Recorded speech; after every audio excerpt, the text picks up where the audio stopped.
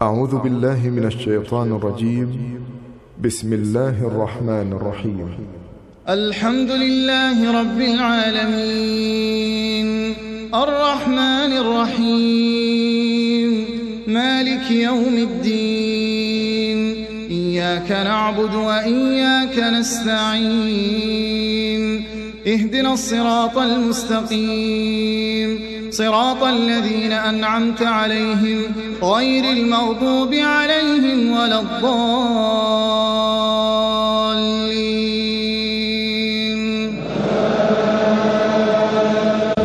السلام عليكم ورحمة الله وبركاته. إن الحمد لله نحمده ونستعينه ونستغفره ونعوذ بالله من شرور أنفسنا وسيئات أعمالنا. من يهده الله فلا مضل له ومن يضلل فلا هادي له. وأشهد أن لا إله إلا الله وحده لا شريك له وأشهد أن محمدا عبده ورسوله أما بعد. எல்லாம் வல்ல அல்லாஹ் ஜல்ல ஷானஹு தஆலாவை புகழ்ந்து இறுதி தூதர் முஹம்மது முஸ்தபா ஸல்லல்லாஹு அலைஹி வஸல்லம் அவர்கள் மீது ஸலவாத்தும் ஸலாமும் கூறிய பிறகு, கண்ணியத்திற்குரிய பெரியோர்களே, சகோதர சகோதரிகளே, அல்லாஹ் ஜல்ல ஷானஹு தஆலாவுடைய பேரருளால் அவனுடைய மஸ்ஜிதிலே ஒரு தூய்மையான நோக்கத்தோடு நாம் அனைவரும் ஒன்று சேர்ந்திருக்கின்றோம். ரசூல் ஸல்லல்லாஹு அலைஹி வஸல்லம் அவர்கள் சொன்னார்கள், இதா மரர்தும் பிரௌதத்தின் மின் ரியாதில் ஜன்னதி ஃபர்தஉ. சுவன பூங்காக்களில் ஏதாவது ஒன்றை கடந்து செல்லும் பாக்கியத்தை நீங்கள் பெற்றால் அதை நீங்கள் பயன்படுத்தி கொள்ளுங்கள். அந்த பூங்காக்களிலே நீங்களும் உட்கார்ந்து மேய்ந்து விட்டு செல்லுங்கள் என்றார்கள்.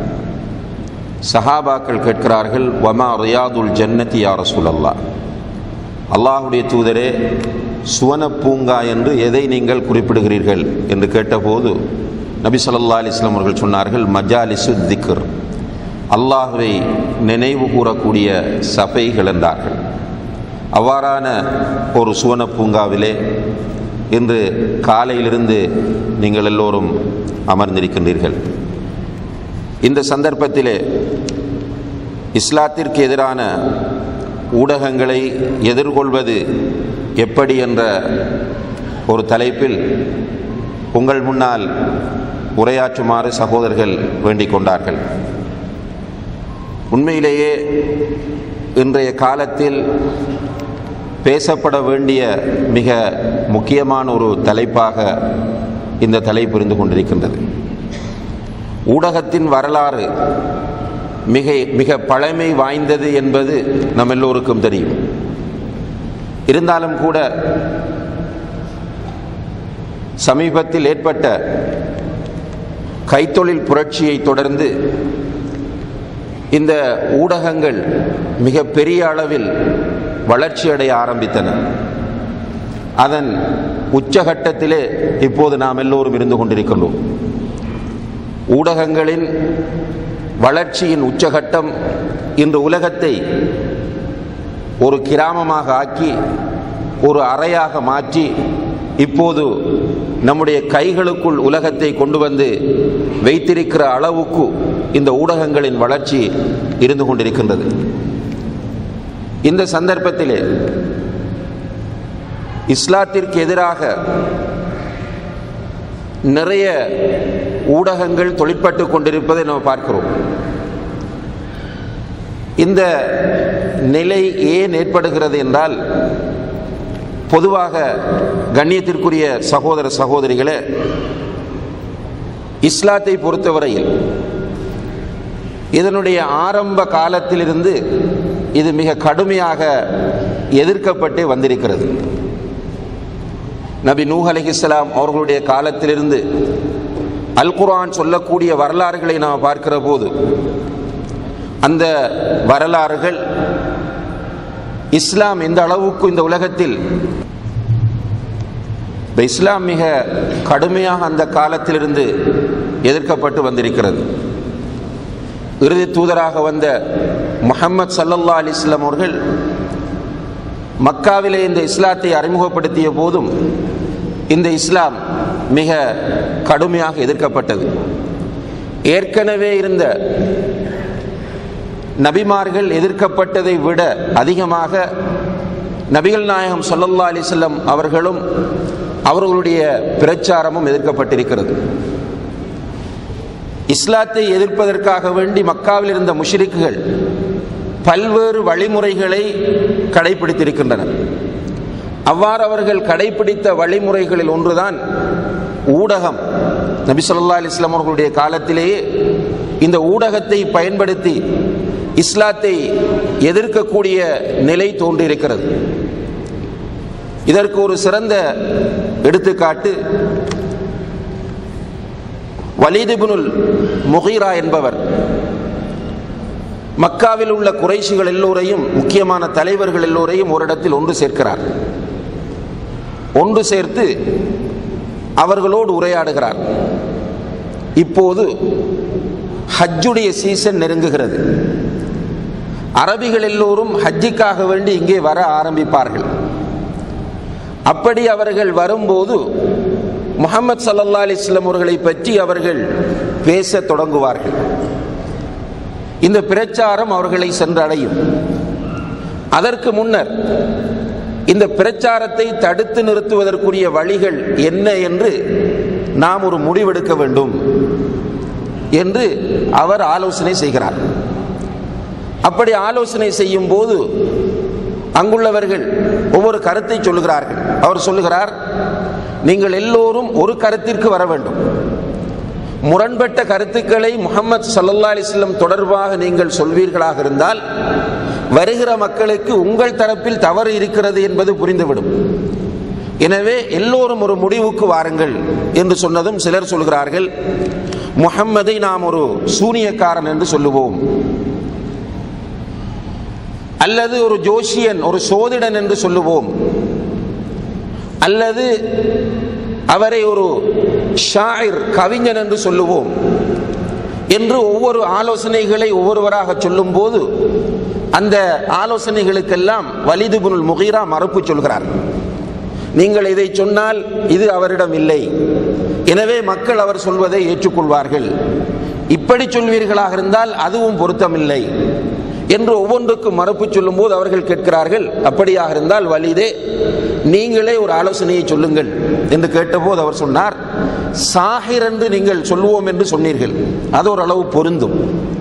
ஏனென்றால் அவர் குடும்பத்தை பிரிக்கிறார், தந்தையும் மகனையும் பிரிக்கிறார், சகோதரனையும் அவனுடைய சகோதரனையும் பிரிக்கிறார். எனவே இவர் ஒரு சாஹிர் என்கிற கருத்தை அந்த மக்கள் மத்தியிலே பரப்பி முஹம்மது ஸல்லல்லாஹு அலைஹி வஸல்லம் அவர்களுக்கு எதிராக இந்த பிரச்சாரத்தை முடுக்கி விடுவோம், இந்த சந்தர்ப்பத்தை மக்கள் மக்காவிலே ஒன்று கூடுகின்ற இந்த சந்தர்ப்பத்தை அதற்கேற்ப பயன்படுத்துவோம் என்று இவ்வாறு இஸ்லாத்தை எதிர்ப்பதற்கு அவர்கள் திட்டமிடுகிறார்கள். இது ஒரு வகையாக ஊடகத்தை பயன்படுத்தி இஸ்லாத்தை எதிர்க்கின்ற ஒரு முறை என்பதை வரலாற்று ஆசிரியர்கள் சுட்டி காட்டுகிறார்கள். இப்படி நபிகள் நாயகம் ஸல்லல்லாஹு அலைஹி வஸல்லம் அவர்களுடைய காலத்தில் இஸ்லாம் எதிர்க்கப்பட்டது. ஏனென்றால் அது சத்திய மார்க்கம், அல்லாஹ்விடமிருந்து வந்த மார்க்கம். இந்த எதிர்ப்பு நிலை மிக உச்சகட்டத்திலே தான் ஆரம்பத்தில் இருந்தது. இதை பற்றி நபி ஸல்லல்லாஹு அலைஹி வஸல்லம் அவர்கள் சொல்லும்போது, பதஅல் இஸ்லாமு கரீபா வ சயஊது கரீபன் கமா பதஅ, இஸ்லாம் ஆரம்பமாகும் போது ஒரு அனாதரவான நிலையில் ஆரம்பமானது. அதாவது எல்லோருமே அதை வித்தியாசமாக பார்த்தார்கள், கடுமையாக எதிர்த்தார்கள். அது போன்ற ஒரு நிலைக்கு மீண்டும் அது தள்ளப்படும் என்று ரசூல் ஸல்லல்லாஹு அலைஹி வஸல்லம் அவர்கள் முன்னறிவிப்பு செய்கிறார்கள். அப்படியாக இன்று இஸ்லாம் ஒரு அனாதரவாக பலரால் பார்க்கப்படக்கூடிய ஒரு காலத்திலே இந்த இஸ்லாத்தை எதிர்க்க வேண்டும் என்ற எண்ணத்தில் உள்ள மக்கள் இதற்கு எதிராக பல எதிர்ப்பு நடவடிக்கைகளை மேற்கொள்கிறார்கள். இந்த எதிர்ப்பு நடவடிக்கைகளில் மிக பிரதானமானதாக மீடியாக்களை, ஊடகங்களை அவர்கள் பயன்படுத்துவதை நாம் பார்க்கிறோம். இஸ்லாத்தின் வேகமான வளர்ச்சி, இஸ்லாத்தின் உண்மை தன்மை, இயற்கையான அதனுடைய நிலை, இவை மக்களை வேகமாக கவர்வதை பார்க்கிற இஸ்லாத்தின் எதிரிகள் இஸ்லாத்தை பல கோணங்களில் எதிர்க்கிறார்கள். அதற்கு அவர்கள் கையாளக்கூடிய வழிமுறைகளில் வேகமாக மக்களிடம் சென்றடையக்கூடிய இந்த ஊடகங்களை பயன்படுத்தி இஸ்லாத்தை எதிர்க்கிறார்கள். இதிலே கண்ணியத்திற்குரிய சகோதர சகோதரிகளே, இஸ்லாத்தின் எதிரிகளில் மிக கடுமையான ஒரு கூட்டம்தான் யூதர்கள். அடுத்தது இணை வைப்பாளர்கள். இதை பற்றி அல்லாஹு தஆலா சூரத்துல் மாஇதா 5வது அத்தியாயத்தின் 82வது வசனத்தில் சொல்லும்போது, லதஜிதன்ன அஷத்தன் நாசி அதாவத்தன் லில்லதீன ஆமனுல் யஹூத் வல்லதீன அஷ்ரகு, ஈமான் கொண்ட இறை விசுவாசிகளுக்கு, மோமின்களுக்கு மிக கடுமையான எதிரிகளாக யூதர்களையும் இணை வைக்கக்கூடியவர்களையும் நபியை நீங்கள் காண்பீர்கள் என்று அல்லாஹு தஆலா முன்னறிவிப்பு செய்கிறார். இந்த அடிப்படையில் இஸ்லாத்தின் மிக கடுமையான எதிரிகளாக யூதர்கள் காணப்படுகிறார்கள். இந்த யூதர்கள் வரலாறு நெடுக இஸ்லாத்தின் எதிரிகளாகவே செயற்பட்டிருக்கிறார்கள். மிக கடுமையான முறையில் நபி ஸல்லல்லாஹு அலைஹி வஸல்லம் அவர்களுக்கு முந்தைய காலங்களிலும் நபி ஸல்லல்லாஹு அலைஹி வஸல்லம் அவர்களுடைய காலத்திலிருந்து தொடர்ச்சியாகவும் செயற்பட்டிருப்பதை பார்க்கிறோம். நபி ஸல்லல்லாஹு அலைஹி வஸல்லம் அவர்களை மதீனாவுக்கு வந்த பிறகு கொலை செய்வதற்கும், முஸ்லிம்களுக்கு இடையிலே பிரிவினையை உண்டு பண்ணுவதற்கும், இஸ்லாத்தை பற்றிய பல நல்ல கருத்துக்களை திரிவுபடுத்தி மக்கள் மத்தியிலே பரப்புவதற்கும் இந்த யூதர்கள் முனைந்திருக்கிறார்கள். அதே போன்று இஸ்லாமிய வரலாற்றிலே மிகப்பெரிய ஃபித்னாக்களை தோற்றுவித்ததில் இந்த யூதர்களுக்கு மிகப்பெரிய பங்கு இருக்கிறது என்பதை நாம் பார்க்கிறோம். உண்மையிலேயே இந்த யூதர்கள் அவர்களுடைய சக்திக்குட்பட்ட வரை வரலாறு நெடுக முஸ்லிம்களுக்கு எதிராக செயற்பட்டு கொண்டு வந்தார்கள். இப்படி வந்த இந்த யூதர்களை பொறுத்தவரையில் இவர்கள் அமெரிக்காவில் பெருவாரியாகவும் ஏனைய நாடுகளில் மிக சிறிய கூட்டங்களாகவும் இருந்தாலும் கூட இவர்களுக்கு சொந்த இடங்கள் எதுவும் இருக்கவில்லை. அவ்வப்போது வரலாற்றை படித்து பார்க்கும்போது அந்த காலத்து மன்னர்களால் மிக கடுமையான கொடுமைகளுக்கும் இந்த யூதர்கள் உள்ளாக்கப்பட்டிருக்கிறார்கள். எனவே 1700களில் இந்த யூதர்கள் யோசிக்கிறார்கள், நாம் இவ்வாறு அலைந்து திரியக்கூடாது, நமக்கென்று ஒரு சொந்த இடத்தை நாம் உருவாக்க வேண்டும். இதற்கு தேவையான திட்டமிடல்களை எல்லாம் யூத தலைவர்கள் மேற்கொள்கிறார்கள். அவர்கள் மக்கள் மத்தியிலே அல்லாஹ்வுக்கு மிக விருப்பமான படைப்பு மனிதர்களிலேயே நாம் தான் என்கிற கருத்தை யூதர்கள் மத்தியிலே பரப்புகிறார்கள். இந்த உலகத்தில் உள்ள நல்ல வளங்கள் எல்லாம் யூதர்களுக்கே சொந்தமானது என்கிற கருத்தையும் பரப்புகிறார்கள். குறிப்பாக யூதர்களை பொறுத்தவரையில் அவர்களுடைய வேத நூலாக அடையாளப்படுத்தப்பட்டிருப்பது தௌராத் என்பது. ஆனால் அவர்கள் தல்மூத் என்று சொல்லக்கூடிய ஒரு புத்தகத்தையும் வைத்திருக்கிறார்கள். அவர்களுடைய மத பெரியார்களினால் எழுதப்பட்ட புத்தகம். அந்த புத்தகத்திலே அவர்கள் குறிப்பிடுகிறார்கள், வஅன்ன ஜமீஅ கைராத்தில் அர்த் மில்குன் லிபனி இஸ்ராயில், உலகத்தில் உள்ள நல்ல வளங்கள் எல்லாம் இஸ்ரேலர்களுக்கு தான் சொந்தமானது என்று குறிப்பிட்டிருக்கிறார்கள். இந்த கருத்துக்களை 1700களிலிருந்து அவர்கள் பதிவு செய்கிறார்கள். இதற்காக வேண்டி, அதாவது சிறந்த கூட்டம் என்பதையும் உலகத்தை தலைமை தாங்குவதற்கு பொருத்தமான கூட்டம் என்பதையும் அவர்கள் தங்களுடைய இனங்களுக்கு மத்தியில் தொடர்ச்சியாக இரகசிய கூட்டங்கள் மூலம் பதிவு செய்து கொண்டு வருகிறார்கள். இவ்வாறு பதிவு செய்து கொண்டு வந்தவர்கள் ஒரு புத்தகத்தை எழுதி அந்த புத்தகத்தை வெள்ளோட்டமாக யூதர்கள் மத்தியிலே விநியோகிக்கிறார்கள். அதாவது தௌலத்து பனி இஸ்ராயில், இஸ்ரேலிய சாம்ராஜ்யம் என்பது அந்த புத்தகத்தினுடைய பெயர். அந்த புத்தகத்திலே அவர்கள் ஒரு இஸ்ரேலிய அரசு சாம்ராஜ்யம் உருவாக்கப்பட வேண்டும் என்ற கருத்தை மிக ஆழமாகவும் தர்க்க ரீதியாகவும் பதிவு செய்திருந்தார்கள். இதை பற்றி கலந்துரையாடுவதற்காக வேண்டி 1897ஆம் ஆண்டு சுவிஸ்லே ஒரு மாநாடு நடத்துகிறார்கள். ஏற்கனவே 1700களிலிருந்து சின்ன சின்ன ரகசிய கூட்டங்களாக நடைபெற்ற அந்த கூட்டங்களின் மிகப்பெரிய ஒரு எதிரொலியாக 1876 1897 அவர்கள் சுவிஸ்லே நடத்தக்கூடிய அந்த கூட்டத்தில் 300க்கும் மேற்பட்ட யூத ஞானிகள் அல்லது யூத தலைவர்கள் கலந்து கொள்கிறார்கள். சுமார் ஒரு மாதத்திற்கு மேலாக அந்த மாநாடு நடைபெறுகிறது. அந்த மாநாட்டிலே அவர்களுடைய கருப்பொருளாகிய யூத சாம்ராஜ்யம் என்பது மிக கடுமையாக விவாதிக்கப்படுகிறது. விவாதிக்கப்பட்டு யூத சாம்ராஜ்யத்தை நாம் உருவாக்கியே தீர வேண்டும் என்கிற முடிவை முதலிலே அந்த மாநாட்டிலே அடைகிறார்கள்.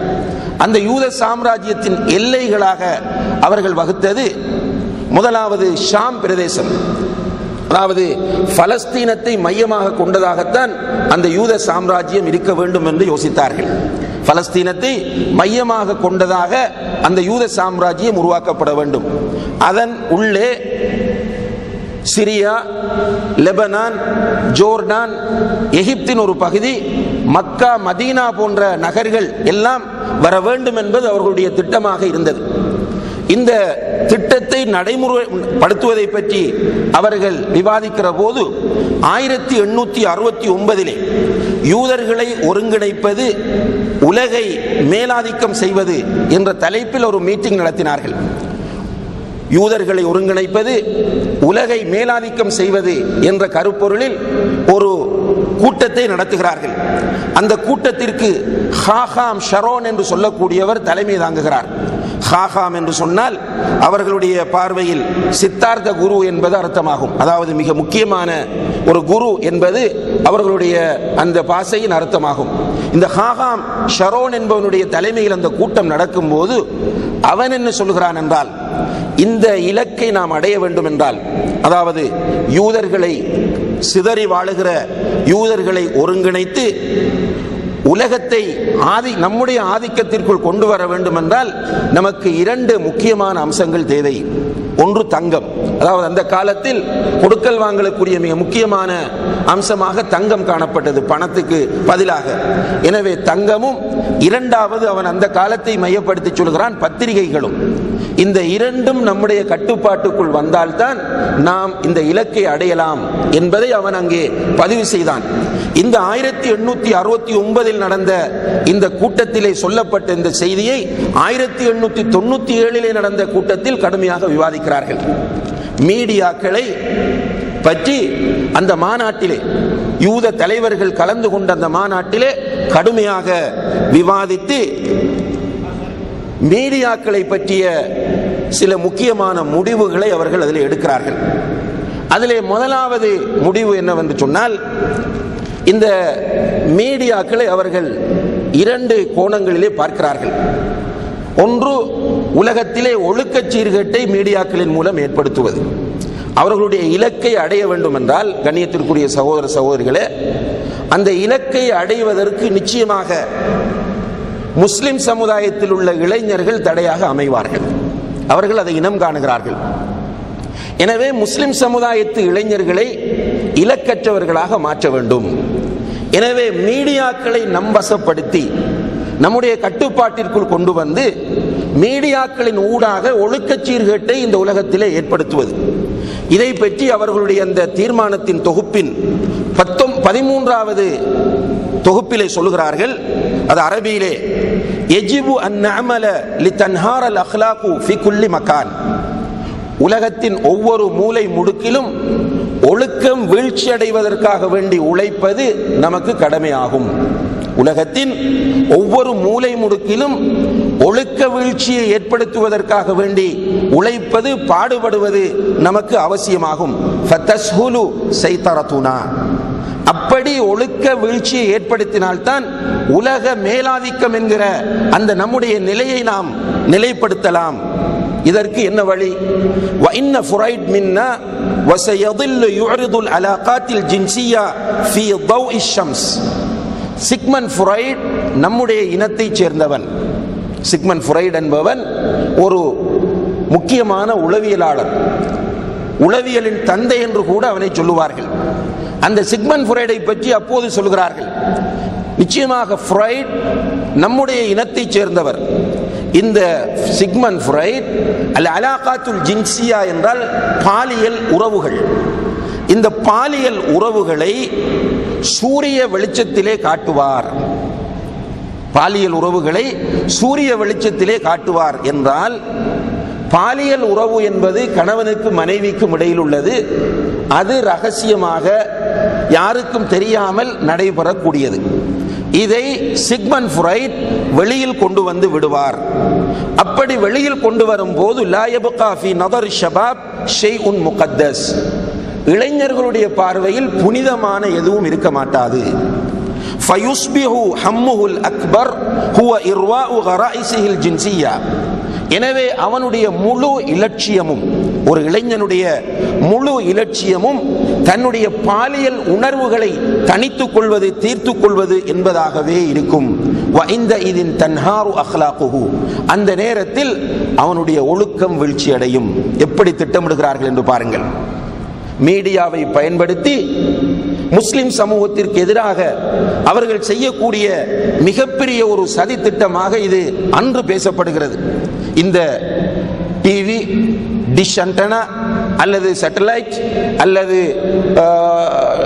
இன்டர்நெட், இவ்வாறான இந்த இலத்திரனியல் ஊடகங்கள் எல்லாம் கண்டுபிடிக்கப்படுவதற்கு முன்னர் இவர்கள் இதை பற்றி விவாதிக்கிறார்கள்.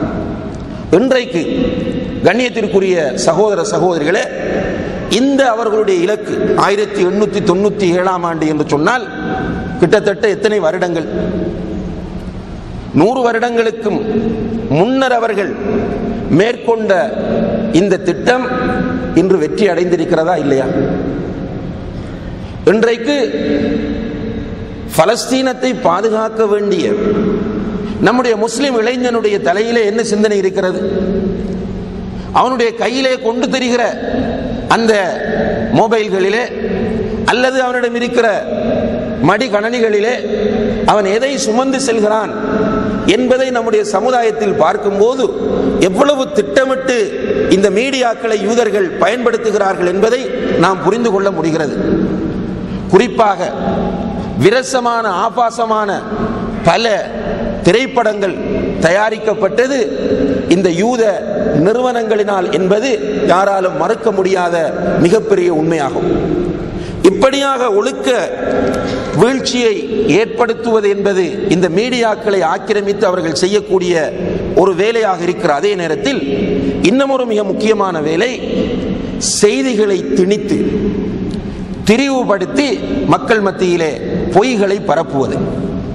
இதை பற்றி டாக்டர் மானே இப்னு ஹம்மாத் அல் ஜுஹனி என்று சொல்லக்கூடிய சவுதி அரேபியாவை சேர்ந்த ஒரு மிகப்பெரிய ஸ்காலர், அவர் தன்னுடைய அல் மௌசூ அல் முயஸ்ஸரா ஃபில் அதியான் வல் மதாஹிபில் முஆசிரா என்று சொல்லக்கூடிய ஒரு கலைக்களஞ்சியத்திலே, அல் மௌசூ அல் முயஸ்ஸரா என்றால் இலகுவான கலைக்களஞ்சியம், இயக்கங்களையும் பிரிவினைகளையும் நவீன காலத்தில் உள்ள சிந்தனைகளையும் அறிந்து கொள்வதற்குரிய இலகுவான ஒரு கலைக்களஞ்சியம் என்ற அந்த நூலின் முதலாவது வால்யூம் 515வது பக்கத்தில் ஃப்ரீமேசன்ஸ் என்று சொல்லக்கூடிய மாசோனியர்களை பற்றி பேசுகிறார். யூதர்கள் அவர்களுடைய இந்த வேலை திட்டத்தை முன்னெடுப்பதற்காக வேண்டி தங்களை 2 பெரும் பிரிவுகளாக பிரித்திருக்கிறார்கள். ஒன்று ஜியோனிஸ்ட், அடுத்தது ஃப்ரீமேசன்ஸ். இந்த ஃப்ரீமேசன்ஸை பற்றி அவர் பேசும்போது சொல்கிறார், அவர்களுடைய கொள்கைகள், அவர்களுடைய சிந்தனைகள் என்கின்ற தலைப்பில் நிறைய செய்திகளை அவர் சொல்லிக் கொண்டு வருகிறார். அதிலே ஒன்றுதான் அவர்களுடைய திட்டம், அஸ்ஸைத்தரது அலா அஜ்ஹிஸத்தி திஆயத்தி வஸ்ஸஹாஃபத்தி வன்னஷ்ரி வல்இலாம். தொலைத்தொடர்பு சாதனங்கள், வெளியீடுகள், பத்திரிகைகள் என்பவற்றை ஆக்கிரமிப்பது. இது அவர்களுடைய மிகப்பெரிய ஒரு திட்டம். இரண்டாவதாக பஸ்ஸுல் அக்பார் அல் முக்தலகா வல் அபாத்தில் வத்தஸாயிஸில் காதிபா, பொய்களையும் புனைந்துரைக்கப்பட்ட இட்டுக்கட்டப்பட்ட செய்திகளையும் மோசமான குப்பைகளையும் மக்கள் மத்தியிலே பரப்புவது. ஹத்தா துஸ்பிஹ கஅன்னஹா ஹகாயிக், அப்படி பரப்பும் போது அந்த பொய்கள் தான் மக்கள் மன்றத்தில் உண்மைகளாக மாறும். பொய்களை இந்த ஊடகங்களின் ஊடாக பரப்புவது, அப்படி பரப்புகிற போது அந்த பொய்கள் தான் மக்களுடைய பார்வையில் உண்மையாக மாறும். லித்தஹ்வீலி உகூல் ஜமாஹீர் வ தம்ஸில் ஹகாயிக் அமாமஹும், அப்படி செய்கிற போது பொதுமக்களுடைய மூளைகளை மாற்றி உண்மைகளை திரிவுபடுத்தலாம் என்பது அவர்களுடைய மிக முக்கியமான ஒரு திட்டமாக இருந்து கொண்டிருக்கிறது.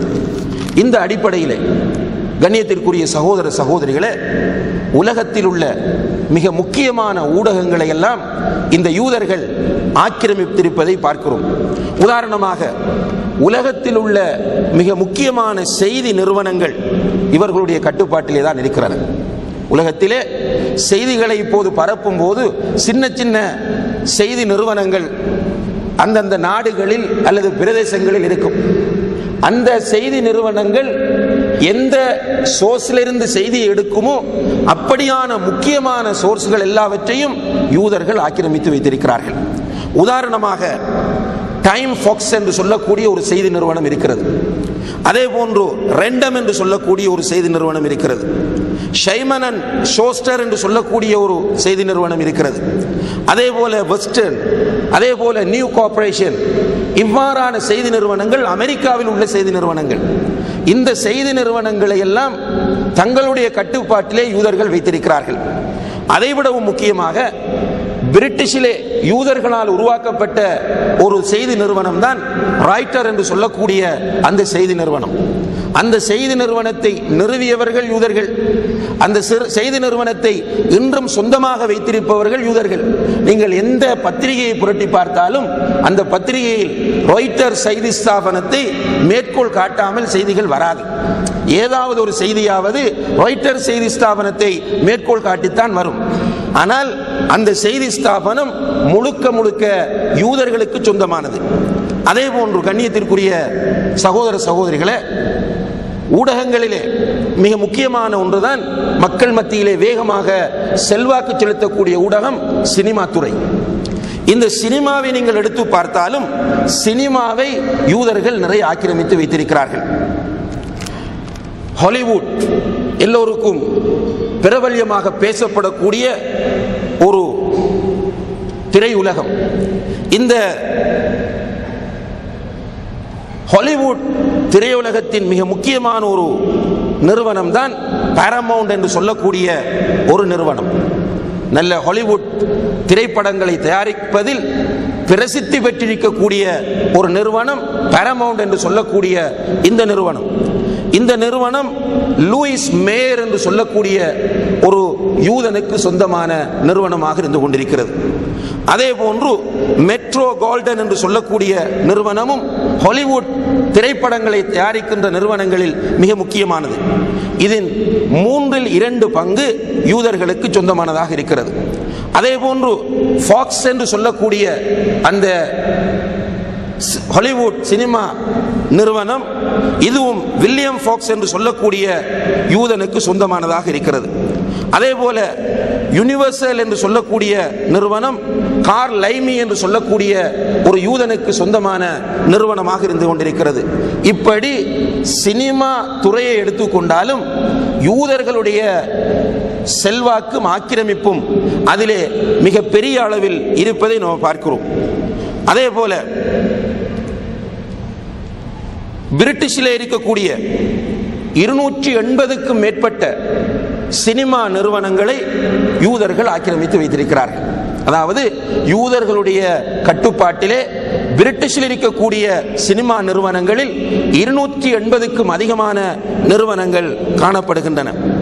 அதே போல கண்ணியத்திற்குரிய சகோதர சகோதரிகளே, நாம் எல்லோரும் பெருமையாக செய்திகளை பார்த்து பேசக்கூடிய CNN, ABC, CBS, NBC போன்ற தொலைக்காட்சி நிறுவனங்களின் உரிமையாளர்கள் யூதர்கள் என்பது நம்மள் பலருக்கு தெரியாமல் இருக்க முடியாது. அதே போல பத்திரிகை துறை எடுத்துக்கொண்டால், பத்திரிகையில் இன்று உலகத்தின் செய்திகளை தீர்மானிக்கக்கூடிய மிக முக்கியமான பத்திரிகைகளாக இருக்கக்கூடிய நியூயார்க் டைம்ஸ், வாஷிங்டன் போஸ்ட், அதே போன்று ஸ்ட்ரீட் ஜேர்னல் போன்ற பல பத்திரிகைகள், அந்த பத்திரிகை நிறுவனங்களுக்கு கீழே வேறு புத்தகங்கள், வெளியீடுகள், பத்திரிகைகள் என்று யூதர்கள் அதையும் தங்களுடைய ஆக்கிரமிப்பிலே வைத்திருப்பதை பார்க்கிறோம். இப்படி இந்த யூதர்கள் அன்று 1897ஆம் ஆண்டு மேற்கொண்ட அந்த திட்டத்தின் அடிப்படையில் இன்றைக்கு உலகத்தில் உள்ள மிக முக்கியமான ஊடகங்களை எல்லாம் அவர்கள் ஆக்கிரமித்து, அந்த ஊடகங்களை பொதுவாக உலகத்திற்கு எதிராக பயன்படுத்தினாலும் குறிப்பாக இஸ்லாத்திற்கு எதிராக பயன்படுத்துகிறார்கள். இப்படி இஸ்லாத்திற்கு எதிராக பயன்படுத்துகிற போது இஸ்லாத்தின் உண்மை வடிவம் சிதைக்கப்படுகிறது. முஸ்லிம்கள் தீவிரவாதிகளாக, பயங்கரவாதிகளாக உலகத்திலே காட்டப்படுகிறார்கள். இதற்கு நம்முடைய அண்மை கால சில நிகழ்வுகளும் மிகப்பெரிய எடுத்துக்காட்டு. அதாவது சில வருடங்களுக்கு முன்னால் டானிஷ் பத்திரிகையில் டென்மார்க்கிலே வெளியிடப்பட்ட அந்த கேலி சித்திரம், அந்த கேலி சித்திரத்தை ரசூல் ஸல்லல்லாஹு அலைஹி வஸல்லம் அவர்களை ஒரு பயங்கரவாதியாக சித்தரித்து வெளியிட்ட அந்த கேலி சித்திரங்களை எழுதியது ஒரு யூதன். அதே போன்று நாம் எல்லோரும் களத்தில் இறங்கி, வீதிகளில் இறங்கி ஆர்ப்பாட்டம் நடத்திய தி இன்னசென்ஸ் ஆஃப் முஸ்லிம் என்ற அந்த திரைப்படத்தை தயாரித்தவர்கள், அதற்காக நிதி உதவி வழங்கியவர்கள் எல்லோரும் யூதர்கள். இப்படி யூதர்கள் இருக்கிற எல்லா ஊடகங்களையும் நேரடியாக அல்லது மறைமுகமாக இஸ்லாத்திற்கு எதிராக பயன்படுத்தி கொண்டிருக்கிறார்கள். அதே போன்று இந்த யூதர்களோடு தொடர்பு வைத்திருக்கக்கூடிய நிறைய அமைப்புகளும் அவர்கள் வைத்திருக்கக்கூடிய ஊடகங்களை இந்த நோக்கத்திற்கு பயன்படுத்துவதை பார்க்கலாம். இந்தியாவிலும் சரி, அதுபோன்று இலங்கையிலும் சரி, இது போன்ற நாடுகளில் யூதர்களுடைய கைக்கூலிகளாக அல்லது யூதர்களோடு தொடர்பு வைத்திருக்கக்கூடியவர்களை பார்த்தால் அவர்களிடம் இருக்கிற ஊடகங்களை அல்லது நம்முடைய நாடுகளில் இருக்கிற ஊடகங்களை அவர்களுடைய லாபங்களுக்காக வேண்டி ஆக்கிரமித்துக் கொள்வதை பார்க்கிறோம். இதனுடைய ஒரு பிரதிபலிப்பு தான் விஸ்வரூபம் என்ற திரைப்படம். இந்த விஸ்வரூபம் என்ற திரைப்படத்தில் முழுக்க முழுக்க முஸ்லிம்களை தீவிரவாதிகளாக, பயங்கரவாதிகளாக சித்தரிக்கப்படுகிறது. அதே நேரத்தில் புதிய பிரயோகங்களும் அறிமுகப்படுத்தப்பட்டு தமிழ் பேசுகிற தமிழ் ஜிஹாதிகள் என்கிற பிரயோகம், அதே போன்று மதுரை, கோயம்புத்தூர் போன்ற பகுதிகளுக்கு பயங்கரவாதிகள் என்று உலகத்தில் பேசப்படுகிற சில தலைவர்கள் வந்து போனது போன்ற சில சித்தரிப்புகள், இப்படியெல்லாம் அங்கே காட்டி அங்குள்ள மக்களுடைய உள்ளங்களிலே முஸ்லிம்கள் என்று சொன்னால் பயங்கரவாதிகள் என்கிற ஒரு கருத்து பதிவு செய்யப்படுகிறது. அதே போன்றுதான் இலங்கையிலே இப்போது நடைபெற்றுக் கொண்டிருக்கக்கூடிய முஸ்லிம்களுக்கு எதிரான ஒரு மிக மோசமான நடவடிக்கை, பர்மாவை முன்னுதாரணமாக கொண்ட ஒரு மோசமான நிலைமையை இலங்கையிலே உருவாக்க வேண்டும் என்பதற்காக வேண்டி ஒரு பௌத்த வெறி கொண்ட ஒரு பயங்கரவாத குழு தோற்றம் பெற்றிருக்கிறது. இந்த குழு தன்னுடைய செயற்பாடுகளை மிக பகிரங்கமான முறையிலே முன்னெடுக்கிறது. சாதாரணமான விஷயங்கள் அல்ல. பள்ளிவாசல்கள், 10க்கும் மேற்பட்ட பள்ளிவாசல்களில் ஆரம்பத்தில் சர்ச்சைகளை உருவாக்கினார்கள். சில பள்ளிவாசல்களை உடைத்தார்கள். குர்ஆன் மதரசாக்களுடைய விஷயத்திலே குர்ஆன் மதரசாக்கள் மூடப்பட வேண்டும் என்கிற கருத்தை பிரச்சாரம் செய்து கொண்டு வந்தார்கள். பிறகு பொதுவாக வழங்கப்படக்கூடிய ஹலால் சான்றிதழை நிறுத்த வேண்டும் என்று பேசினார்கள். அதுபோல இப்போது பெண்கள் முகத்தை மூடக்கூடாது, ஹிஜாப் அணியக்கூடாது என்ற சட்டத்தை கொண்டு மக்கள் மத்தியிலே பேசிக் கொண்டிருக்கிறார்கள். துவேஷத்தை மிக தெளிவாக பேசி இலங்கையிலே ஒரு இனக்கலவரத்தை உண்டு பண்ணுவதற்கான முயற்சிகளை செய்து கொண்டிருக்கிறார்கள்.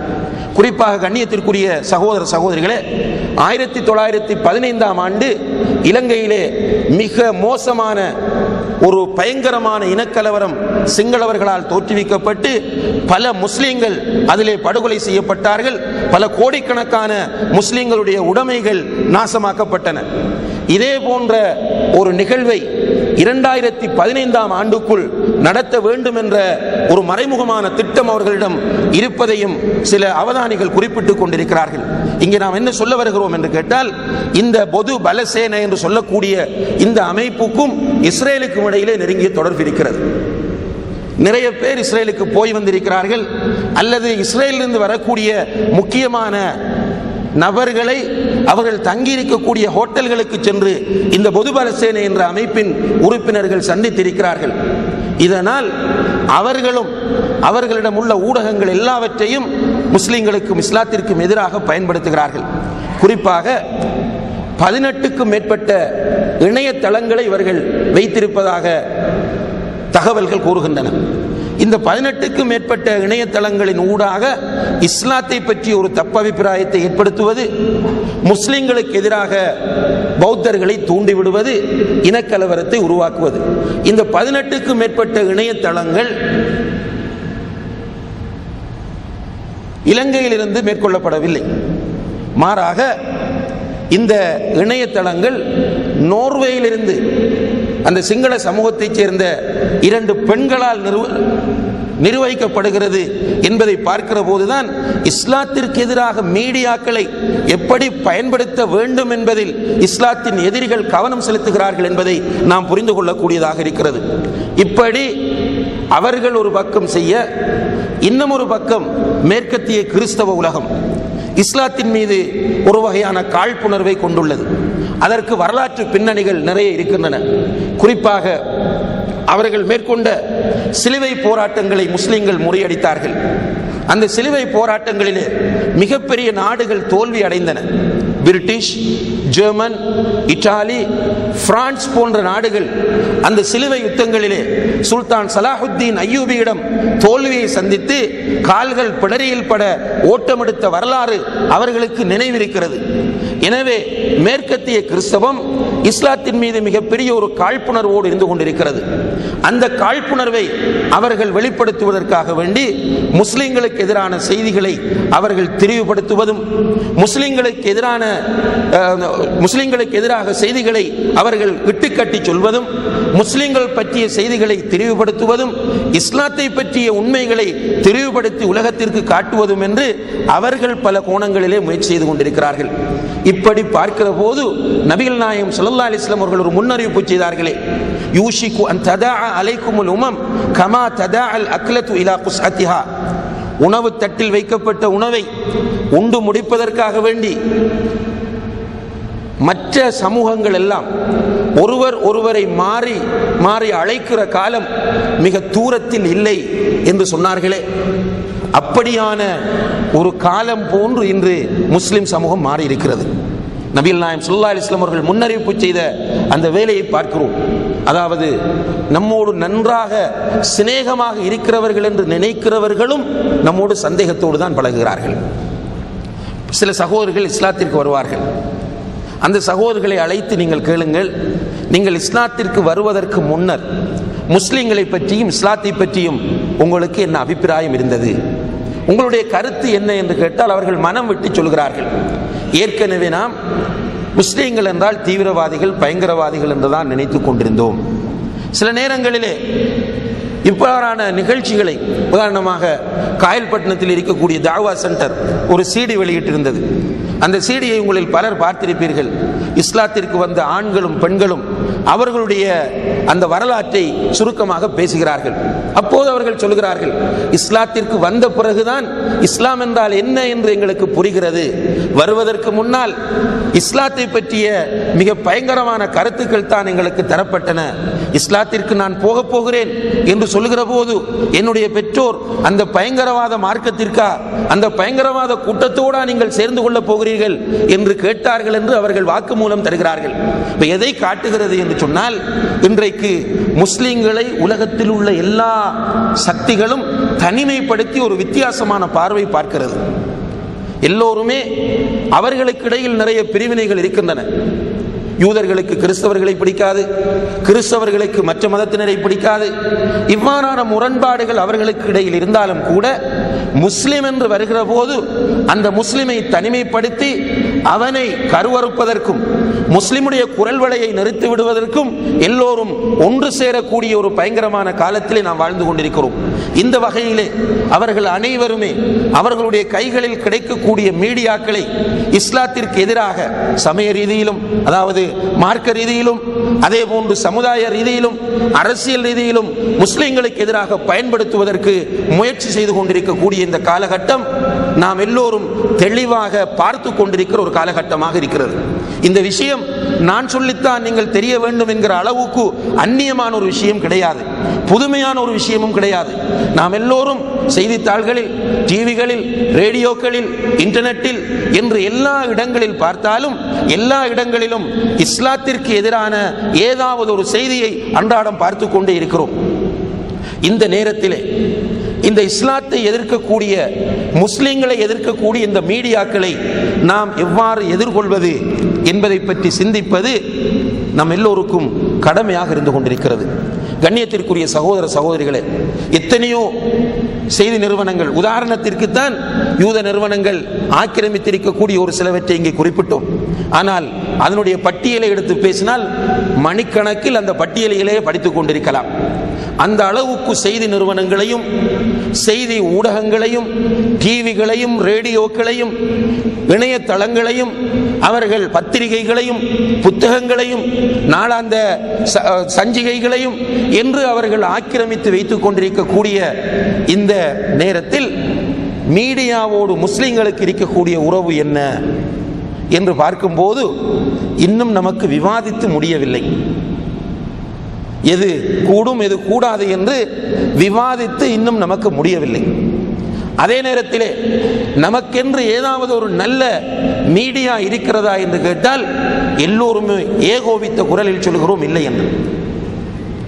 இப்போது அண்மையிலே தான் ஒரு சில சமய ரீதியான மீடியாக்கள் தோன்றிக் கொண்டு வருகின்றன. அதுவும் கிறிஸ்தவர்களுடைய அந்த சமய ரீதியான மீடியாக்களோடு ஒப்பிடுகிற நேரத்தில் ஒன்றுமில்லை.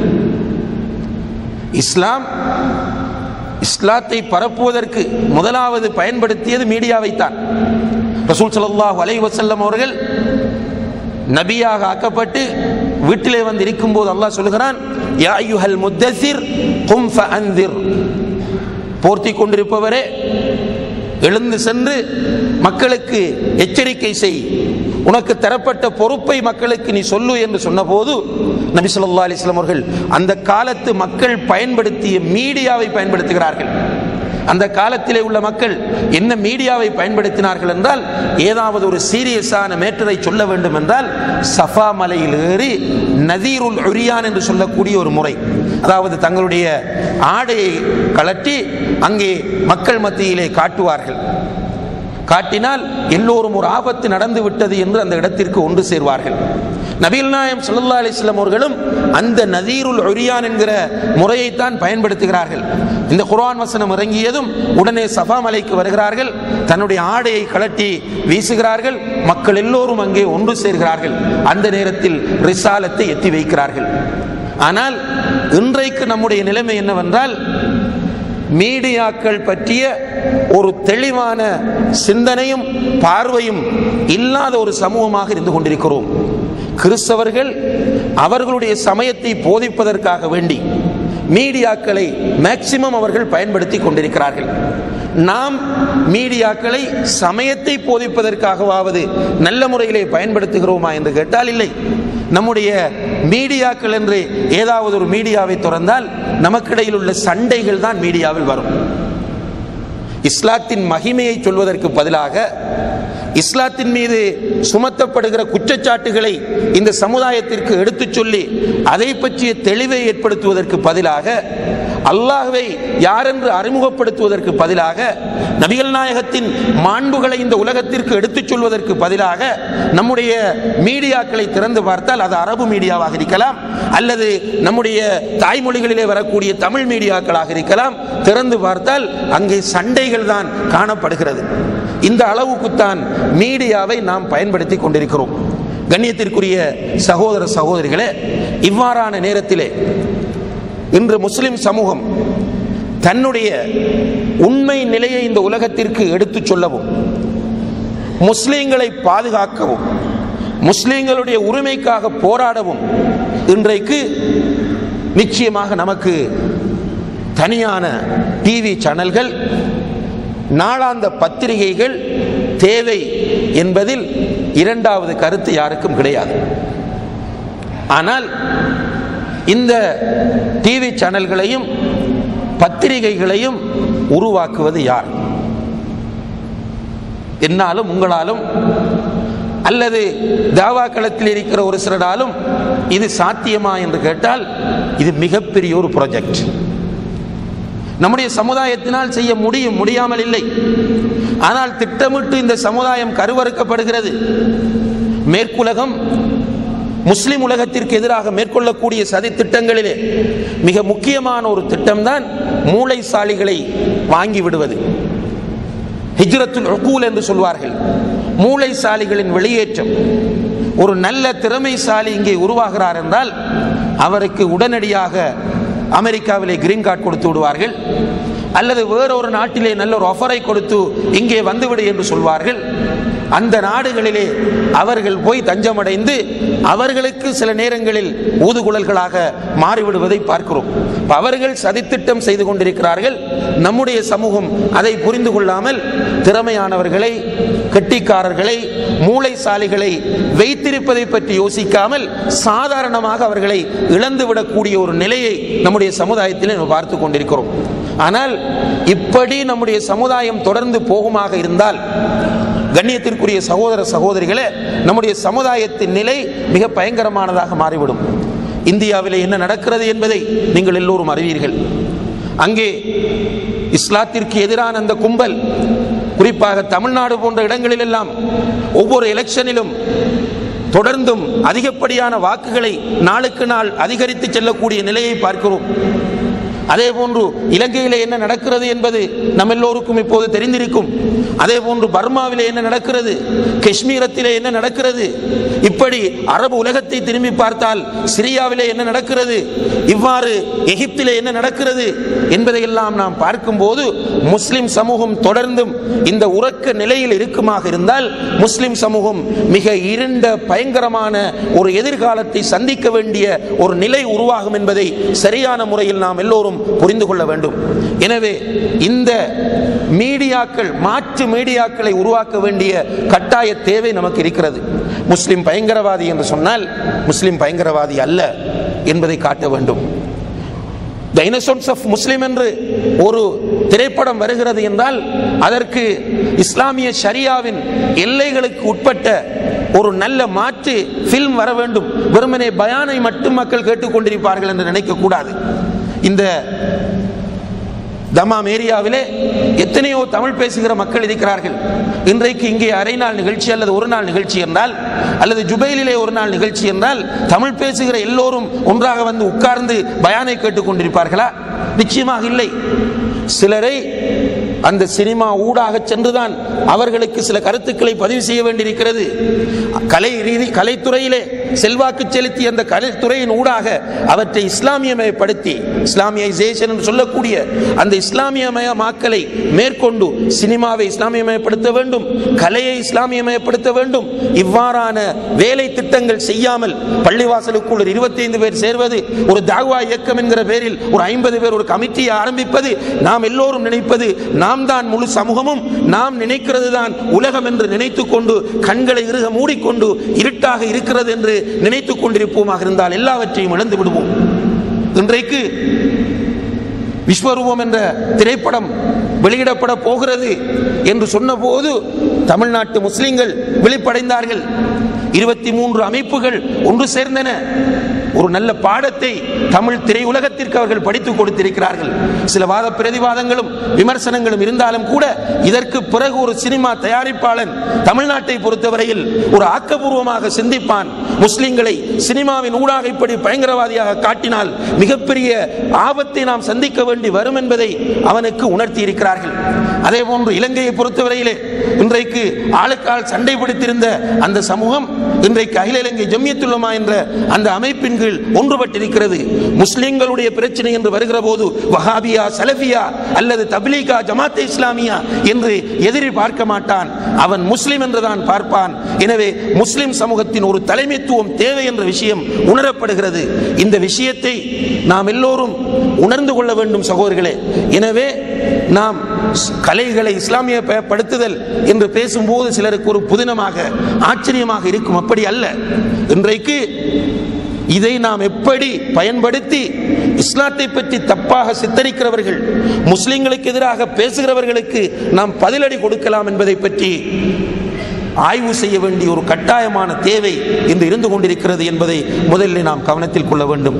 இந்த விஷயத்தில் முஸ்லிம்களுக்கென்று டிவி சேனல்களை, முஸ்லிம்களுக்கென்று தினசரி டெய்லி நியூஸ் பேப்பர்களை உருவாக்குவது சர்வதேச மட்டத்தில் நாம் யோசிக்காவிட்டாலும் இங்கே தமிழ்நாட்டு இலங்கை முஸ்லிம்களில் நிறைய பேர் உட்கார்ந்திருக்கிறோம். நாம் அதை பற்றி கவலைப்பட வேண்டும். தமிழ் உலகத்திலே ஒரு நல்ல தினசரி பத்திரிகையை, ஒரு டிவி சேனலை எப்படி உருவாக்கலாம் என்பதை பற்றி சிந்திக்க வேண்டும். பொருளாதார ரீதியில் நிச்சயமாக முடியாதவர்கள் யாரும் இல்லை. நம்முடைய சமுதாயத்தில் தனிய பொறுப்படுத்தி பொருளாதார ரீதியில் உதவி செய்வதற்கு பலமுள்ளவர்களை அல்லாஹ் இந்த சமூகத்தில் வைத்திருக்கிறார். மூளைசாலிகளும் திட்டமிடக்கூடியவர்களும் நம்முடைய சமுதாயத்தில் இருக்கிறார்கள். எல்லோரும் இனங்காணப்பட வேண்டும். எல்லோரும் கலந்துரையாடுவதற்கான ஏற்பாடுகள் செய்யப்பட வேண்டும். இது விரைவாக நடைமுறைப்படுத்தப்படுவதற்கு ஏற்பாடுகள் செய்யப்பட வேண்டும். இல்லை என்றால் இதில் பொறுப்பு வாய்ந்தவர்கள் நிச்சயமாக அல்லாஹ்விடத்தில் பதில் சொல்ல வேண்டி வரும். நம்மை பொறுத்தவரையில் ஏதாவது ஒரு முறையில் இதை பற்றி தூண்ட முடியும் என்றால் தூண்டிக்கொண்டே இருக்க வேண்டும். அல்லாஹ்விடம் துஆ செய்து கொண்டே இருக்க வேண்டும். அடுத்ததாக அன்புள்ள சகோதரர்களே, நம்மால் ஒரு சிலரால் செய்ய முடியுமான சில மாற்று திட்டங்கள் இருக்கின்றன. அந்த மாற்று திட்டங்களை முயற்சி செய்ய வேண்டும். உதாரணமாக தமிழ்நாட்டை பொறுத்தவரையில் கேபிள் டிவிகளுக்கான வழிகள் இருக்கின்றன. கேபிள் டிவிகளை நடத்துவதற்குரிய வாய்ப்புகளும் வசதிகளும் அங்கே இருக்கின்றன. எனவே வெறுமனே இன்றைய கேபிள் டிவி எடுத்தீங்கன்றால், உதாரணமாக காயல்பட்டினத்தில் போய் பார்க்கும்போது 2 கேபிள் டிவி, ஒன்றில் 3 கேபிள் டிவி, ஒன்றில் ஃபுல்லாக தௌஹீத் பயான், இன்னும் ஒன்றில் ஃபுல்லாக பிஜேட பயான், இன்னும் ஒன்றில் ஃபுல்லாக பிராத்திப், சுபான மௌலித் ஓதி, இதுதான் நடக்குது. சமுதாயத்திற்கு எவ்வளோ நேரத்துக்கு ஒரு பயானை கேட்டிருப்பான்? 24 மணி நேரமும் பயானை போட்டு கொண்டிருந்தா பயானை அறகுறையாக கேட்டுக்கொண்டிருப்பான். மாற்று நிகழ்ச்சிகள் கண்டிப்பாக, இது உதாரணத்துக்கு சொன்ன, இது மாதிரி தமிழ்நாட்டில் பல பகுதிகளில் இந்த கேபிள் டிவி சிஸ்டம் இருக்கிறது. இப்போ ஒழுங்கான ஆக்கப்பூர்வமாக சிந்தித்து அப்படியான ஒரு வாய்ப்பை நாம் பயன்படுத்தும் போது மாற்று சமுதாயங்களைச் சேர்ந்தவர்களும் அதை பார்ப்பதற்கு நம்ம தூண்ட வேண்டும். அதிலே வித்தியாசமான கலை நிகழ்ச்சிகளை இஸ்லாத்தின் நிழலிலே நாம் கொடுக்க வேண்டும். பல கலந்துரையாடல்களுக்கு அங்கே வாய்ப்பு வைக்க வேண்டும். பல மாற்று மதத்தவர்களுக்கு சந்தர்ப்பங்கள் வழங்க வேண்டும். அவர்களும் இஸ்லாத்தை பற்றி வந்து விவாதிப்பதற்கான சந்தர்ப்பங்கள் அதிலே கொடுக்கப்பட வேண்டும். இப்படி வித்தியாசமாக எனக்கு படக்கூடியதை சொல்கிறேன். ஆனால் என்னை விட அதிகமாக எப்படி ஒரு விஷயத்தை கொடுத்தால் சமுதாயத்தில் உள்ள தவறான கருத்தோட்டங்களை மாற்றலாம் என்று நினைக்கலாமோ அப்படியான விஷயங்களை எல்லாம் சமுதாயத்தில் உள்ள புத்திஜீவிகள், அறிவாளிகள், உலமாக்கள் சேர்ந்து சிந்திக்க வேண்டும்.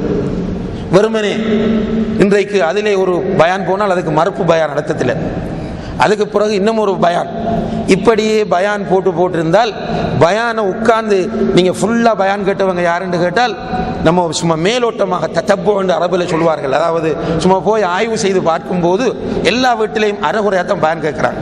இப்போ இடையில் ஒரு மெசேஜ் வரும்போது அதை மட்டும் பிடிச்சிட்டு நாளைக்கு விமர்சனமாக அது வரும். இப்போ மக்கள் இன்ட்ரெஸ்டாக கேட்கணும்னால் பல வெரைட்டிஸ், வித்தியாசமான பல நிகழ்ச்சிகள் ஏன் கொடுக்க முடியாது என்று கேட்டால் ஒருவர் தான் அதுக்கு உட்கார்ந்துட்டு இருப்பார். அங்கே ஃபண்ட் இல்லை. ஒரு நல்ல படித்தவரை கொண்டு வந்து உட்கார வைப்பதற்குரிய பொருளாதார வசதிகள் கிடையாது. அப்போ அந்த ஒரு சகோதரரும் என்ன செய்வார்? அவருக்கு முடியும் என்னென்றால் கிடைக்கிற சீடிகளை போட்டுள்ளது. இப்போ நாம் என்ன செய்யலாம் என்றால், இங்கிருக்கக்கூடியவர்கள் முடியுமான பொருளாதார வசதிகளை இவ்வாறானவர்களுக்கு செய்யலாம். அவர்களுக்கு நல்ல கருத்துக்களை, ஆலோசனைகளை வழங்கலாம். நீங்கள் உங்களுடைய டிவியை இப்படி அமையுங்கள், அதற்கு வேலைக்கு மக்கள் தேவைப்பட்டால் தருகிறோம் என்று சில வேலை திட்டங்களை செய்யலாம். இது கண்டிப்பாக சிந்திக்கப்பட வேண்டும். ஒரு சகோதரர் அல்லது ஒரு சில சகோதரர்கள் தமிழ்நாட்டிலே சிந்தித்து இன்றைக்கு ஜாக்கிர் நாயக்குடைய நிறைய நிகழ்ச்சிகளை தமிழுக்கு டப்பிங் செய்து வெளியிடுகிறார்கள். ஒரு தேவையான வேலை. இது போல ஒருவரால் சிந்தித்து இது முடிகிறது என்றால், அல்லது 2-3 பேர்களால் முடிகிறது என்றால், நிச்சயமாக நாம் பலர் சிந்திக்கும் போது இவ்வாறான கேபிள் டிவிகளை நல்ல முறையில் இஸ்லாத்தின் உண்மை நிலையை காட்டுவதற்கும், இஸ்லாத்திற்கு எதிராக சொல்லப்படக்கூடிய குற்றச்சாட்டுகளுக்கு மறுப்புகள் சொல்வதற்கும் அவற்றை நாம் பயன்படுத்தலாம். அடுத்ததாக தனியார் தொலைக்காட்சிகளை நாம் பயன்படுத்துவது. இன்றைக்கு தனியார் தொலைக்காட்சிகளில் நிறைய முஸ்லிம் நிகழ்ச்சிகள் போய்கொண்டிருக்கின்றன. இப்போ நான் பேசிக்கொண்டிருப்பது சர்வதேசத்தில் அல்ல, இங்கே உட்கார்ந்திருக்கிற தமிழ்நாடு இலங்கை சகோதரர்களுக்காக பேசுகிறேன். அதாவது லோக்கலில் இருக்கக்கூடிய தனியார் சேனல்களை நிறைய நம்முடைய சகோதரர்கள் பயன்படுத்துகிறார்கள். எதற்கு பயன்படுத்துகிறார்கள் என்றால், அந்த நிகழ்ச்சிகளை நீங்கள் உட்கார்ந்து கொஞ்ச நேரம் அப்படியே கேட்டுட்டு வந்தால் ஒரு பிரயோஜனமும் இல்லை. ஒரு பிரயோஜனமும் இல்லை என்றால், நான் சொல்லுவது, இன்றைக்கு நமக்கு எதிராக மேற்கொள்ளப்படக்கூடிய இந்த ஊடக யுத்தத்தை தடுத்து நிறுத்துகிற விஷயத்தில், இந்த சவாலுக்கு முகம் கொடுக்கிற விஷயத்தில் அதில் ஒன்றும் இல்லை, ஒன்றுமே கிடையாது. ஏதாவது ஒரு அமைப்பு அவர்களை அறிமுகப்படுத்துவதற்கு அந்த தனியார் நிகழ்ச்சியை பயன்படுத்துகிறார்கள். அதிலேயும் கவலை என்னண்டா சகோதரர்களே, ரமலான் வந்தால் நம்மளோட பணம் நிறைய, எல்லாரும் சீரியஸாக யோசிங்க. சும்மா நான் காசு கேட்குறாங்க கொடுக்குறாங்கன்னு போட்டு இருந்துடாம கொஞ்சம் கவனமாக யோசிங்க. ரமலான் வந்தால் எல்லா சேனல்ஸ்லையும் டைம் நம்முடைய சகோதரர்கள் வாங்குகிறார்கள். பிரைவேட் சேனல்ஸ், டிவிகளில் சேனல்ஸ் நேரம் வாங்குகிறார்கள். நேரம் ஒவ்வொரு நேரமும் ஒவ்வொரு டிவியினுடைய தரத்தை பொறுத்து அமைகிறது. 10,000, 25,000, 50,000 என்று பல ரூபாக்கள். இலங்கையை பொறுத்தவரையில் இந்தியாவை விட ட்ரிபிள் மடங்கு.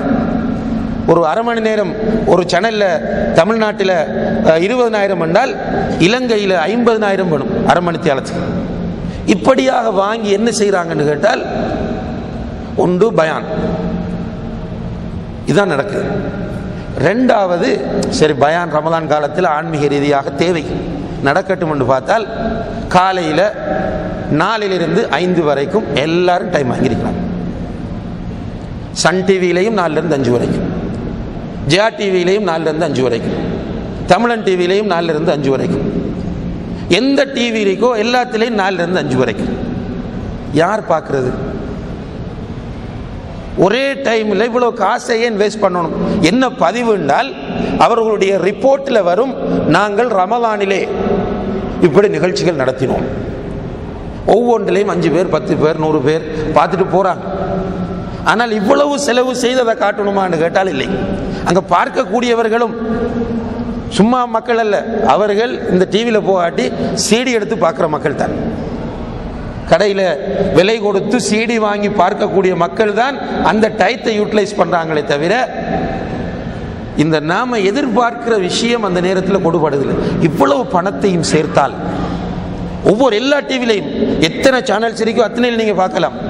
எனக்கு ஒரு ஆசை, என்ன நடக்குதுன்னால் எனக்கு ஒரு ஆசை என்ன செய்யணும், டிவியில் ஃபுல்லாக 30 நாளும் ப்ரோக்ராம் நடத்தும்.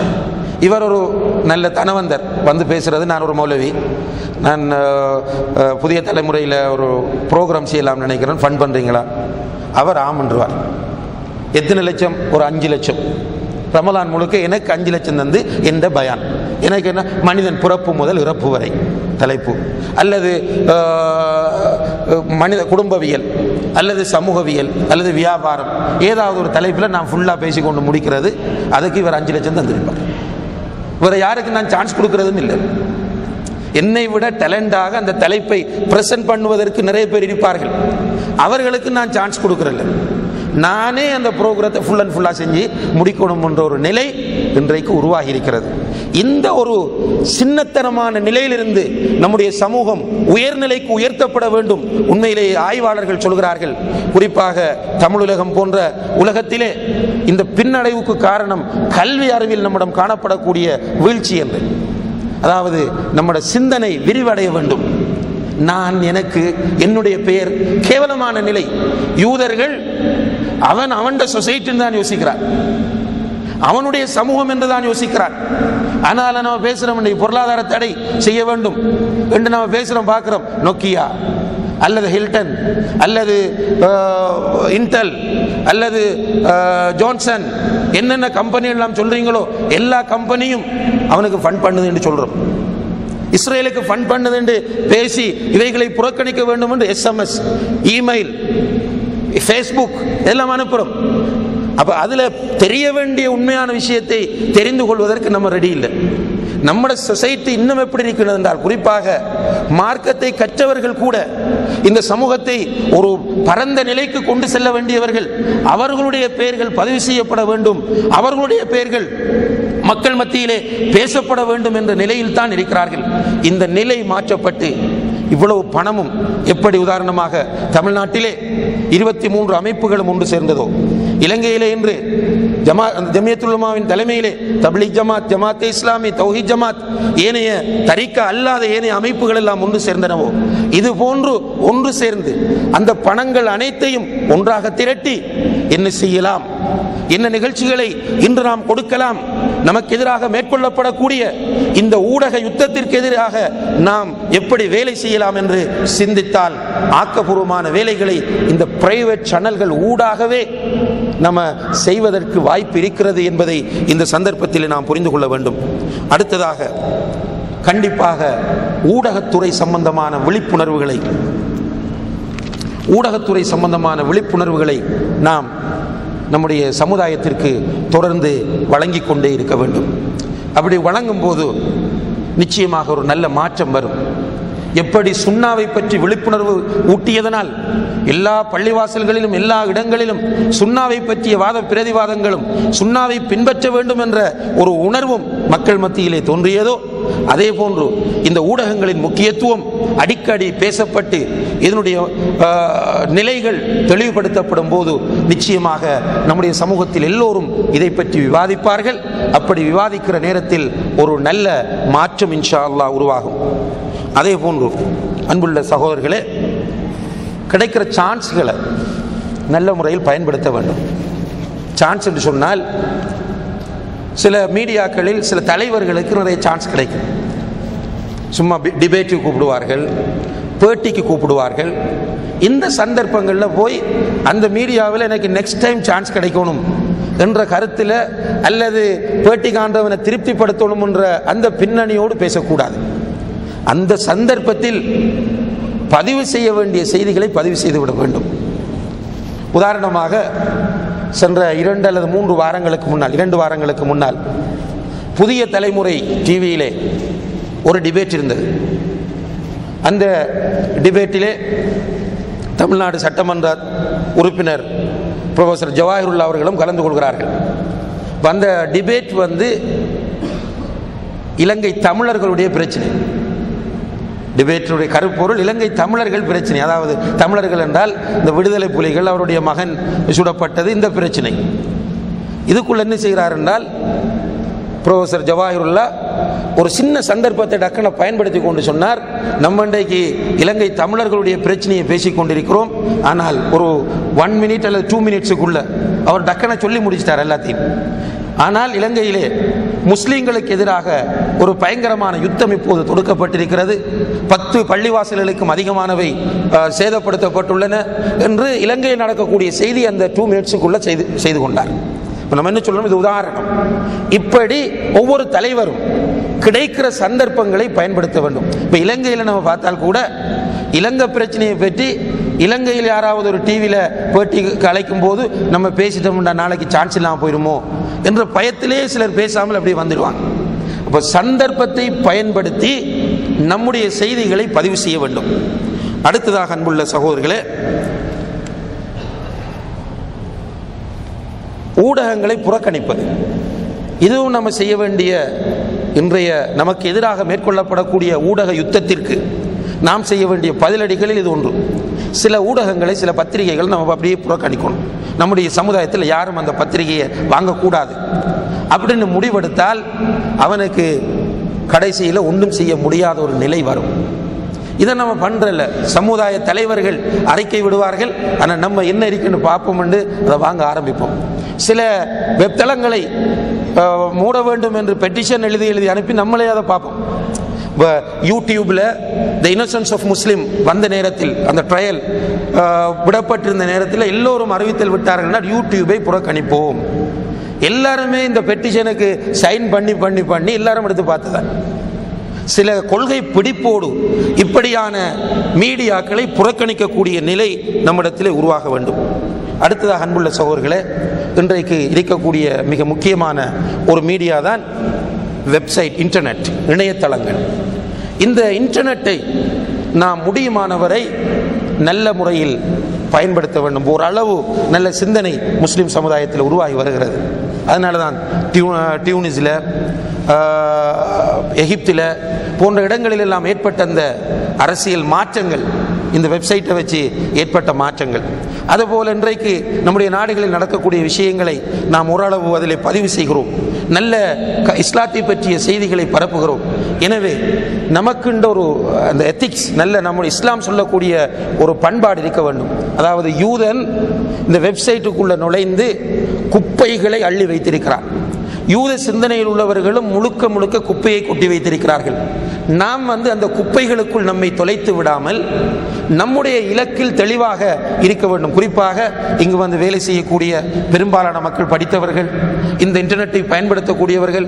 இங்கிருந்து கொண்டு அங்கே நோர்வேயிலிருந்து 2 சிங்கள பெண் பிள்ளைகள் 18 வெப்சைட்டை இயக்க முடியும் என்றால், ஏன் நமக்கு நம்முடைய சமுதாயத்தை பாதுகாப்பதற்காக ஒரே ஒரு வெப்தளத்தை நடத்த முடியாது? நிச்சயமாக முடியும். இதுக்கு என்ன கோடிக்கணக்கில் பணம் தேவைப்படுகிறது? சின்ன அளவில் செய்யலாம், ஆனால் நமக்கு டார்கெட் இல்லை. எனவே அன்புள்ள சகோதரர்களே, வெப் தளங்களை, இன்டர்நெட்டை முடியுமானவரை பயன்படுத்த வேண்டும். இமெயில்கள், குரூப் மெயில்கள், அதே போன்று ஃபேஸ்புக், இவ்வாறான விஷயங்களை பயன்படுத்த வேண்டும். முடியுமானவர்கள் யூடியூபுக்கு நிகரான இஸ்லாமிய தளங்களை உருவாக்குவதற்கும் முயற்சி முடியும். ஐடியிலே நல்ல பழுத்தவர்கள், பழம் தின்று கொட்டை போட்டவர்கள் எல்லாம் நம்முடைய சமுதாயத்தில் இருக்கிறார்கள். ஆனால் சமூக சிந்தனையும் லட்சியமும் இல்லை. அவர்கள் நினைத்த சிம்பிளா செஞ்சு கொண்டு போகலாம். எனவே அன்புள்ள சகோதரர்களே, இந்த இணையதளங்களை நாம் சரியான முறையிலே பயன்படுத்த வேண்டும்.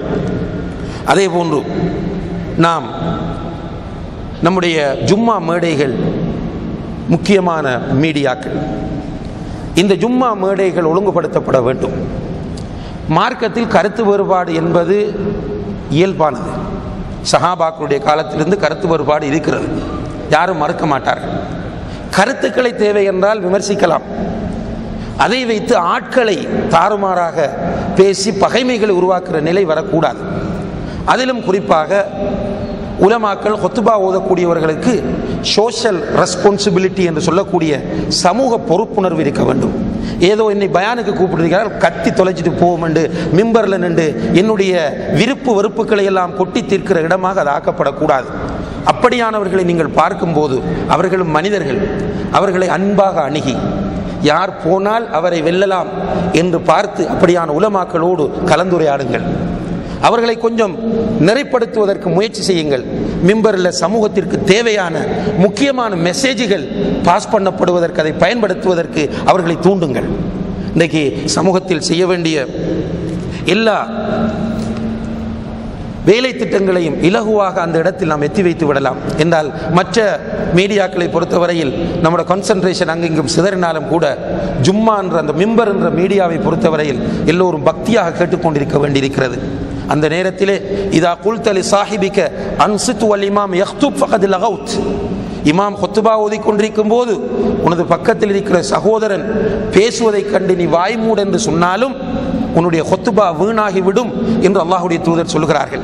அந்த அளவுக்கு முக்கியத்துவம் கொடுக்கப்பட்டிருக்கிற அந்த மிம்பரில் இருந்து நல்ல செய்திகள், சமுதாயத்திற்கு தேவையான செய்திகள்.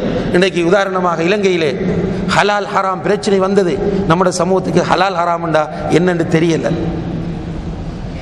தலைவர்களுக்கு தெரியல, சமுதாய தலைவர்களுக்கு என்ன ஹலால் ஹராம் என்று தெரியல. திடீரென ஜனாதிபதி அல்லது முஸ்லிம் அமைச்சர், இந்த சிங்கள அமைச்சர்கள் அது என்ன ஹலால் இது என்ன ஹராம் என்று கேட்டதுக்கு பிறகுதான் முஸ்லிம் அமைச்சர்கள் ஓடி வராங்க உலமாக்களுக்கு, அது என்ன ஹலால் ஹராம் என்னண்டு. இந்த விஷயங்கள் எல்லாம் மிம்பர்களில் வைத்து தெளிவுபடுத்தப்பட வேண்டும். சமுதாயத்தை கட்டுப்படுத்துவதற்கும் சமுதாயத்தை ஒரு சிறந்த இலக்கை நோக்கி இழுத்துச் செல்வதற்கும் ஒரு நல்ல மீடியாவாக மிம்பர் இருக்கிறது. இப்போ ஒரு சினிமா வருகிறது என்றால் அந்த சினிமாவை நாம் புறக்கணிப்பதா இல்லையா?